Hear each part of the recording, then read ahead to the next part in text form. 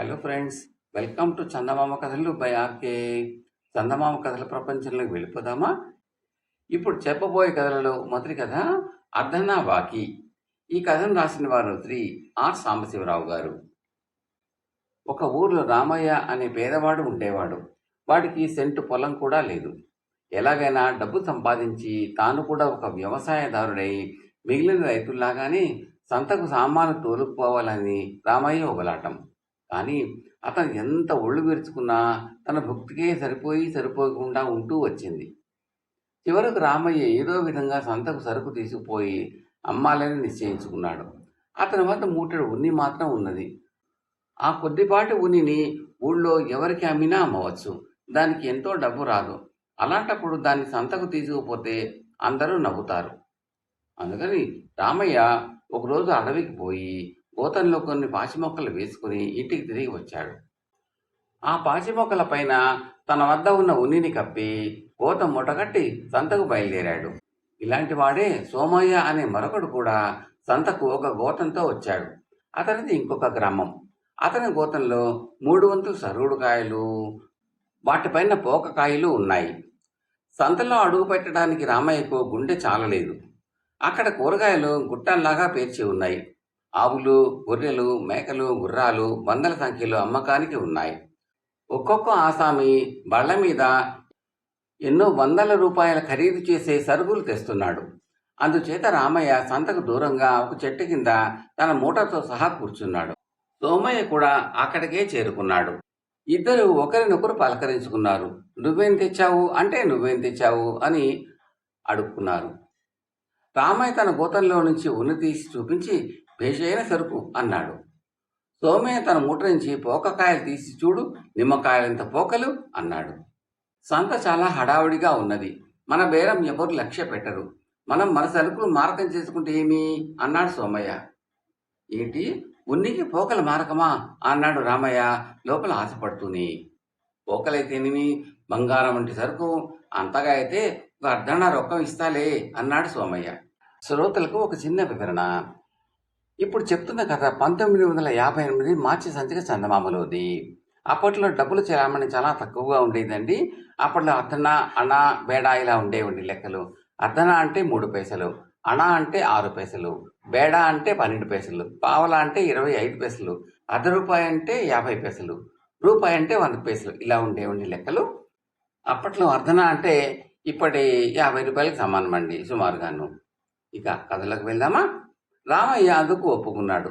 ఇద్దరు మూటలు మార్చుకున్నారు. వెళ్ళొస్తాను అంటూ సోమయ్య అక్కడి నుంచి బయలుదేరబోయాడు.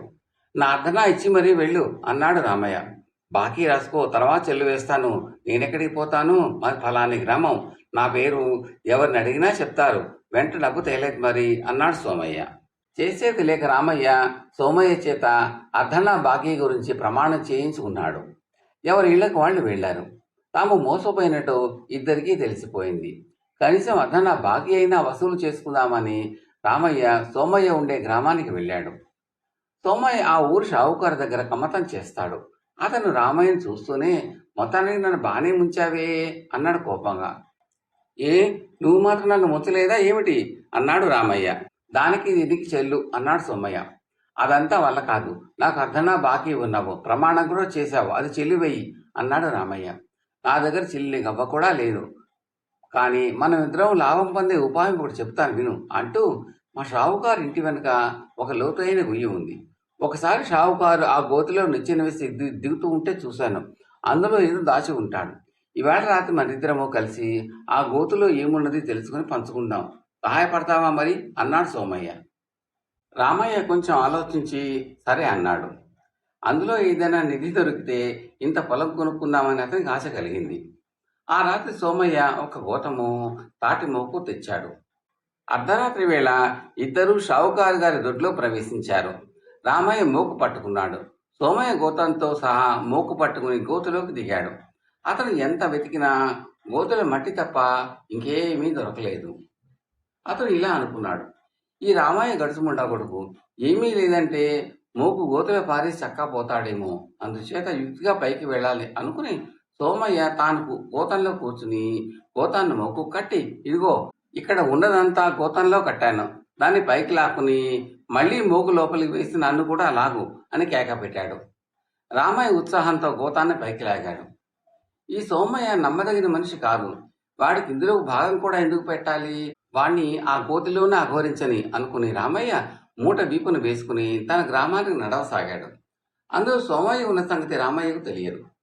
కొంత దూరం పోయాక ఆ మూట బరువు అనిపించి రామయ్య దాన్ని దించాడు. వెంటనే సోమయ్య మూట విప్పుకుని బయటికి వచ్చాడు. దుర్మార్గుడా, నన్ను మళ్ళీ మోసం చేశావా అన్నాడు రామయ్య. నీ మంచితనం ఏమైంది? నిధిలో నాకు వంతు లేకుండా అంతా కాజేయాలని చూడలేదా? అది మాత్రం మోసం కాదా? దానికి దీనికి చెల్లు అన్నాడు సోమయ్య. అదంతా వల్ల కాదు, నాకు అర్ధనా బాకీ ఉన్నావు, ప్రమాణం కూడా చేశావు అన్నాడు రామయ్య. నేను కాదన్నానా? ఆ దగ్గర ఉన్నప్పుడు వసూలు చేసుకో అన్నాడు సోమయ్య. ఎవరి దారిన వాళ్ళు వెళ్ళిపోయారు. తర్వాత సోమయ్యకు పెళ్ళి అయింది. పెళ్ళాం కొంత డబ్బు తెచ్చింది. సోమయ్య కమ్మతం మానేసి కొంత పొలం కొనుక్కుని వ్యవసాయం ప్రారంభించాడు. అది లాభించింది. ఊరి బయట ఇల్లు కూడా వేశాడు. 3 పువ్వులు 6 కాయలుగా ఉంది అతని పరిస్థితి. రామయ్యముడికి ఎప్పటిలాగే ఒళ్ళు విరుచుకుని కష్టించి పొట్ట పోసుకుంటున్నాడు. ఒకనాడు తనకి సోమయ్య బాకీ ఉన్న అర్ధనా జ్ఞాపకం వచ్చింది. అది వసూలు చేసుకోవడానికి సోమయ్య ఉండే గ్రామానికి బయలుదేరాడు రామయ్య. సోమయ్య తన ఇంటి పంచలో కూర్చుని ఉండగా రామయ్య వస్తూ ఉండడం గమనించాడు.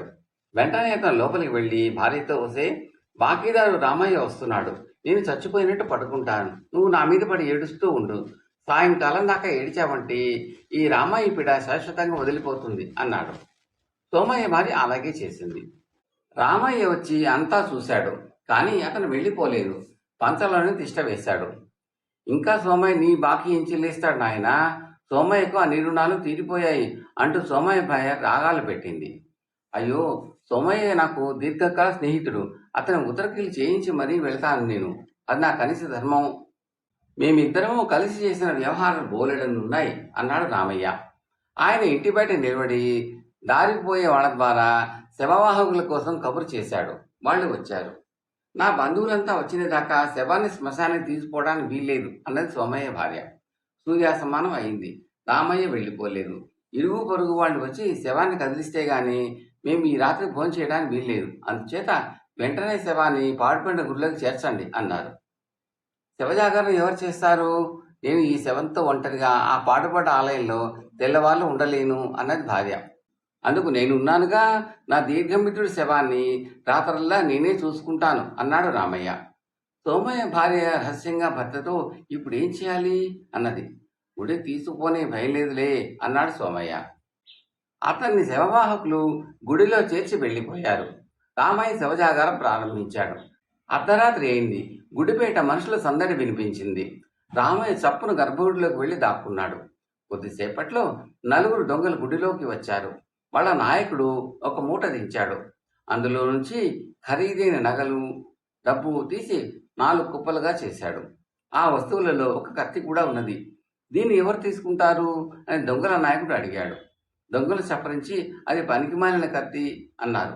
కాదు, ఇది భేషైన కత్తి, కావాలిస్తే ఇదిగో ఈ శవాన్ని ఒక్క వేటున 2గా తెగేసి చూపుతాను అంటూ దొంగల నాయకుడు కత్తిని తీసుకుపోయి సోమయ్యను సమీపించాడు. వెంటనే సోమయ్య లేచి నిలబడి, ఏ భూతాలు, వీరంతా ఎక్కడ చచ్చారు అని గట్టిగా అరిచాడు. మంత్రం వేసినట్టుగా దొంగలంతా మాయమయ్యారు. ఈ సంగతి తెలుసుకుని రామయ్య యువతలకి వచ్చాడు. చూసావా, మన పంట పండింది, ఇదంతా పంచుకుందాం పట్టు అన్నాడు సోమయ్య. దొంగల దోచిన సొత్తంతా పంచుకోవడం పూర్తయింది. అంతా బాగానే ఉంది, నా అర్ధనా మాట ఏమిటి అన్నాడు రామయ్య. మళ్ళీ ఇద్దరూ ఘర్షణ పడసాగారు. ఈ లోపల దొంగలు చాలా దూరం పారిపోయి ఒకచోట ఆగారు. దొంగల నాయకుడు తన అనుచరులతో, మనం ఇవాళ చాలా నామర్దా పని చేశాం. మహామహా యోధులకు కూడా భయపడని మనం దడుచుకుని అంత సొమ్ము వదిలేసి వచ్చాం. మనలో గుండె ధైర్యం కలవాడు ఎవడైనా వెళ్ళి ఆ గుడిలో ఏం జరుగుతున్నది చూసి వస్తే బాగుంటుంది అని సలహా ఇచ్చాడు. మిగిలిన 3 దొంగలు వెళ్ళ నిరాకరించారు. దొంగల నాయకుడికి తప్పింది కాదు. అతను గుండెలు అరచేత పట్టుకుని పాడుబడిన గుడిని సమీపించి బయట నుంచి ఆలకించసాగాడు. లోపల రామయ్య, సోమయ్యలు ఇద్దరు గుడి మారుమోగేటట్టు అరుస్తున్నాడు. నా అర్ధన ఏమైనట్టు అంటున్నాడు రామయ్య. నీ అర్ధన నీ ముట్టింది పో అంటున్నాడు సోమయ్య. ఈ మాటలు వినగానే దొంగల నాయకుడికి చెమటలు పోసాయి. అతను మిగిలిన దొంగల వద్దకు వెళ్ళి, ఓయమ్మో, ఆ గుడిలో ఎన్ని భూతాలు ఉన్నాయో మనం ఊహించలేము, మనం దోచిన సొమ్మంతా పంచితే ఒక్కొక్క భూతానికి అర్ధన వచ్చింది. అది కూడా అన్ని భూతాలకు సరిగా అందలేదు. ఈవేళ మనం లేచే వేళ మంచిది, పోదాం పదండి, బతికుంటే బలుసాకు తినవచ్చు అన్నాడు. దొంగలందరూ వెళ్ళిపోయారు. చివరకు రామయ్య సోమయ్య రాజీ పడ్డారు. తన అర్ధనా కింద రామయ్య దొంగల కత్తి తీసుకున్నాడు. తర్వాత రామయ్య తన వంతు ధనంతో ఇంటికి తిరిగి వచ్చి పొలం కొనుక్కుని పెళ్ళాడి రైతు జీవితం గడపసాగాడు. సంతకు సరుకులు తోలుకుపోవాలన్న అతని కోరిక ఈడేరింది. కథ సమాప్తం. రెండవ కథ బతకలేని బడిపంతులు. ఇది అరేబియా కథ. హారూన్ అల్ రషీద్ బాగ్దాదును పరిపాలించే కాలంలో ఒక బడిపంతులు ఉండేవాడు. అతని వద్ద 24 మంది పిల్లలు ఉండేవాళ్ళు. ఈ బడిపంతులు చాలా కఠినుడు. సాయంత్రం అయినా పిల్లలకు ఆట విడుపు ఇయ్యక సూర్యాస్తమానం అయిన గంట దాకా కూడా కూర్చోబెట్టి చదివించి అప్పుడు ఇళ్లకు పోనిచ్చేవాడు. ఈ కాఠిన్యమే బడిపంతుల కష్టాలకు కారణమైంది. ఒకరోజు ఆయన పాఠాలు ప్రారంభించబోతూ ఉండగా 24 మంది పిల్లలు ఒక్క పెట్టెను లేచి నిలబడి, పంతులు గారు, ఇవాళ మీ మొహం అలా పచ్చగా ఉందేమిటి అని అడిగారు. బడిపంతులు వాళ్ళ మాటలు పట్టించుకోలేదు. ఎందుకంటే అతని ఒంట్లో జబ్బుగా ఉన్నట్టు అనిపించలేదు. అతని పిల్లలు పాఠాలు చదవడం బెదవల్లారా అని కసిరాడు. కానీ విద్యార్థుల పెద్దవాడు పంతుల్ని సమీపించి ఆదుర్తగా, అల్లా తోడు పంతులు గారు, మీ మొహం చాలా పచ్చగా ఉన్నది, మీ ఒంట్లో బాగా లేకపోతే బడి సంగతి నేను చూసుకుంటాను అన్నాడు. మిగిలిన పిల్లలు కూడా తమ పంతులు గారు బతుకుతాడో లేదో అన్నంత ఆదుర్త తమ ముఖాలలో కనబరిచారు. అది చూసిన మీదట పంతులు గారికి తాను నిజంగా జబ్బుగా ఉన్నానేమోనని, వ్యాధి లక్షణాలు పైకి కనబడిన జబ్బులు మరింత ప్రమాదకరమని ఆయనకు అనిపించింది. అతను వెంటనే కూర్చుని చోటు నుంచి లేచి బడిని పెద్ద విద్యార్థికి అప్పగించి ఇంట్లోకి పోయి పడుకుని తన భార్యను పచ్చకామెర్లకు ఏదైనా కషాయం కాచి ఇవ్వమన్నాడు.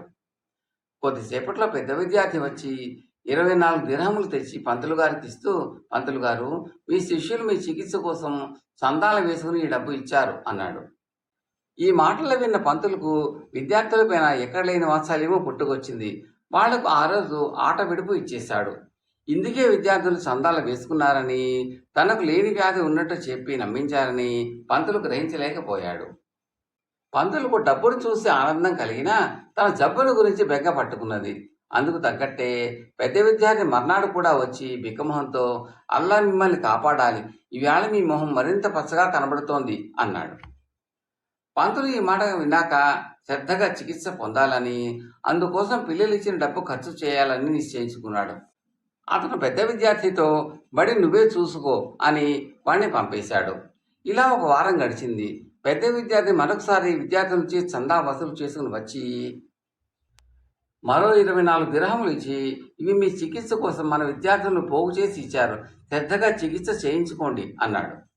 పంతులు పరమానంద భరితుడయ్యాడు.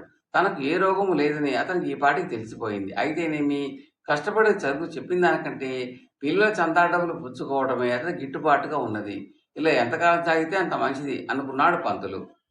పెద్ద విద్యార్థి తనను చూడవచ్చినప్పుడల్లా పంతులు తనకు అన్నహితువు బొత్తిగా లేకుండా పోయిందని, అమిత నిస్సారంగా ఉంటుందని చెబుతూ వచ్చాడు. దురదృష్టవశాన ఒకనాడు పంతులు ఉడకబెట్టిన గుడ్డును ఆరగించబోతుండగా పెద్ద విద్యార్థి వచ్చాడు. వాడిని చూస్తూనే పంతులు ఆ వేడివేడి గుడ్డును మొత్తాన్ని నోట వేసేసుకున్నాడు. అతను నోరంతా కాలి బొబ్బలెక్కింది. విద్యార్థి లౌక్యంగా వెళ్ళిపోవటానికి మారుగా పంతులు కేసు చూసి ఆదుర్తాగా, అయ్యో, మీ చెక్కులు వాచిపోయాయండి, ఏదో కణితిలాగా ఉంది అన్నాడు.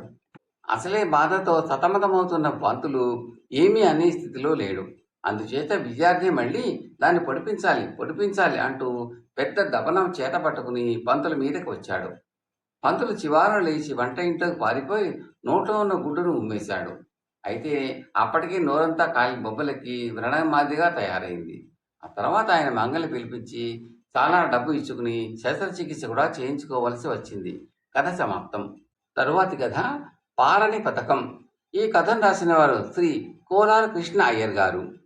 కథలోకి వెళ్ళబోయే ముందు శ్రోతలకు మనవి, మీకు ఈ కంటెంట్ నచ్చితే లైక్ చేయండి, బంధుమిత్రులకు షేర్ చేయండి, సబ్స్క్రైబ్ చేసి గంట సింబల్ కాల్ కూడా నొక్కండి.